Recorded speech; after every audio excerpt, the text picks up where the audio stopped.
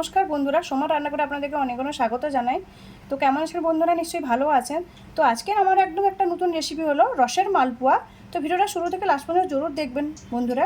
আমি বানাবো রসের মালপোয়া।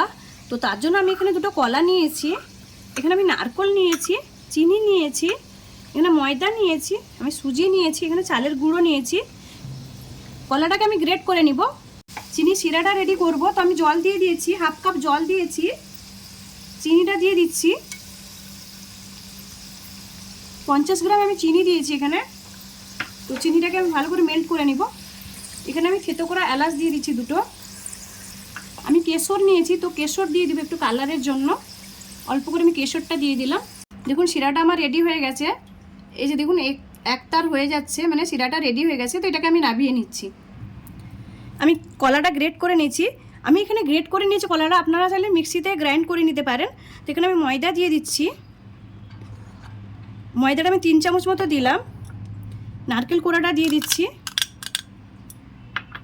সুজি দিচ্ছি 2 চামচ। চালের গুঁড়ো এখানে 2 চামচ রাখা আছে, তো চালের গুঁড়োটা দিয়ে দিলাম। এখানে আমি চিনি দিচ্ছি। চিনিটা যে যতটা মিষ্টি খেতে চান সেই হিসাবে দেবেন। এখানে শিরার মধ্যে মিষ্টি আছে। আমি এখানে 2.5 চামচ চিনি দিয়েছি। এখানে আমি দুধ নিয়েছি, আমি দুধে গুলবো। আপনারা চাইলে জলেও গুলতে পারেন। দুধ দিয়ে গুললে টেস্টটা ভালো হয় মালপোয়ার। তো আমি 1 কাপের থেকে একটু কম ছিল দুধটা, পুরোটা দুধ দিয়ে দিয়েছি। এটাকে ভালো করে মিক্স করে নিব এভাবে। এবার আমি অল্প একটু নুন দিচ্ছি। দেখুন আমি ব্যাটারটা খুব বেশি পাতলাও করিনি, খুব বেশি ঘনও করিনি। এদিকে আমি তেলটাও বসিয়ে দিয়েছি। আমি দিয়ে দিচ্ছি তেলের মধ্যে। ছোটো ছোটোই মালপোয়াটা করবো, খুব বেশি বড় বড় মালপোয়া করবো না আমি। এবার আমি উল্টে দিব মালপোয়াগুলো। দেখুন কি সুন্দর করে ফুলে গেছে মালপোয়াটা। দেখুন এই মালপোয়াটা হয়ে গেছে, আমি তুলে নিচ্ছি এটাকে। দেখুন আমি রসের মধ্যে দিয়েছি, রসের কালারটা দেখুন কত সুন্দর এসে কেশরের জন্য। তো কালার আমি রসের মধ্যে সবগুলো দিয়ে দিচ্ছি। আমি দিয়ে দিব এইভাবে সেম পদ্ধতিতে। এবার উল্টে দিচ্ছি আমি। দেখুন এভাবে উল্টে দিচ্ছি, কি সুন্দর লাগছে দেখুন।